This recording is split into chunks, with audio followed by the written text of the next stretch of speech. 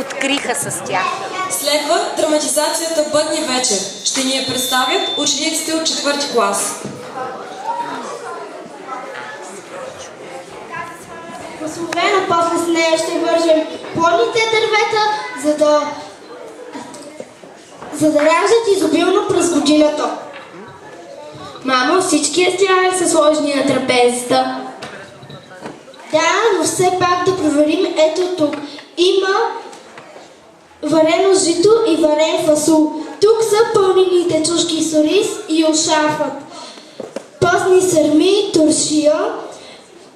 Донеси момичето ми орехите и чесъна. А меда аз ще донеса.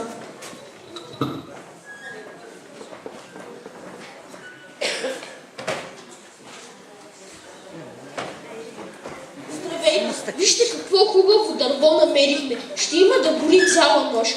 На Бъдни вечер в огнището се слага дебел дънер, наречен бъдник, който гори цяла нощ. В дебелия край на дънера се прави дупка. В нея се слага малко зехтин, восък и тамян.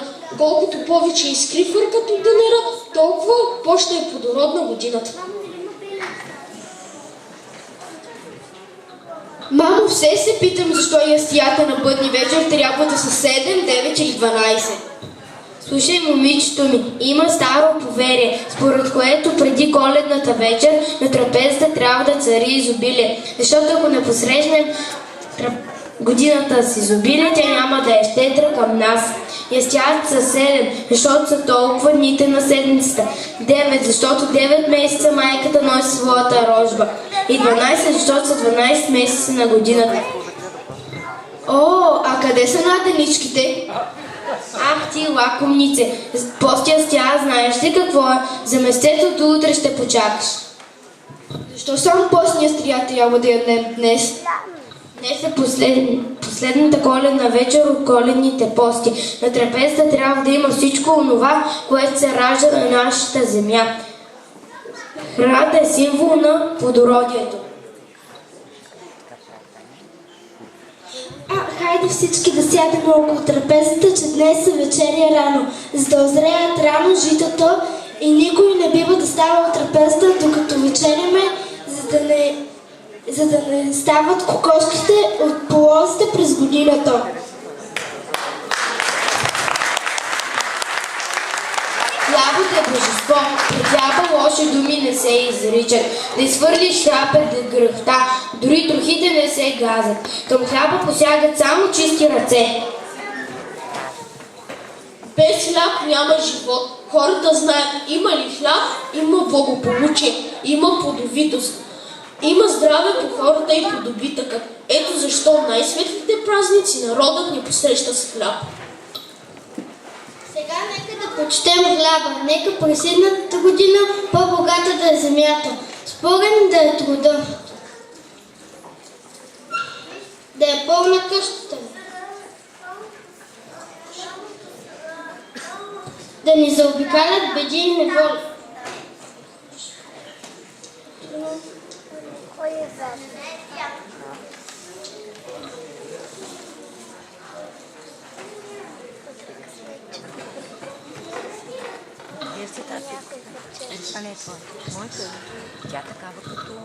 У мене парата. Ще има да печеля тази година. Ще построим нов кошарни, ще купим още животни, а децата ни ще имат пари за книжки и нови дрехи. Тате, какво ще празнуваме днес? Тази нощ, деца, е най-дългата и най-святата. Според християнските вярвания, тази нощ в Витлеемската пещера се е родил Спасителят на човечеството. Идването му на този свят е било съпроводено от ангелски песни, които славили мира и спокойствието на земята.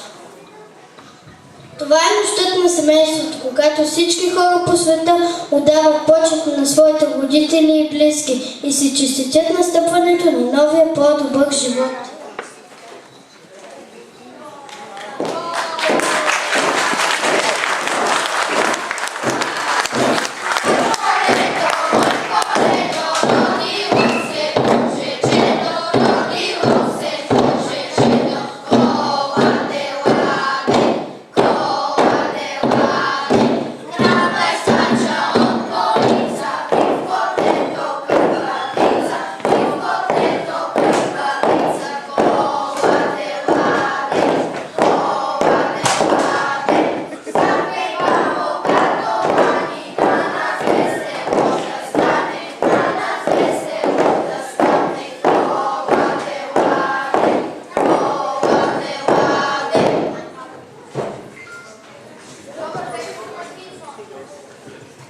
Добър вечер, домакини! Ние ви носим блага вест. Светъл празник е настанал, Бог се ражда днес.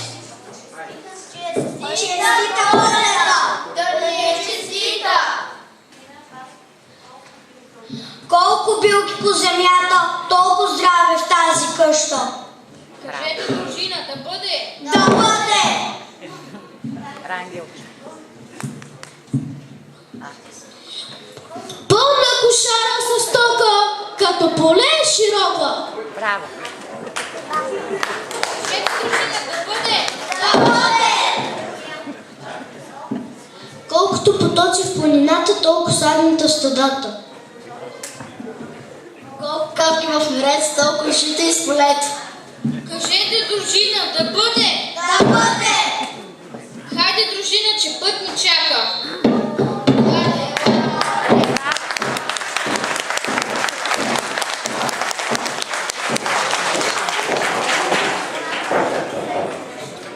Хайде да лягаме, няма да вдигаме трапезата, ще пренесем само до камината, че като дойде дядо Коледа да остави подаръците по телхата, да напълни чорапчетата с лакомства и да има с какво да се почери.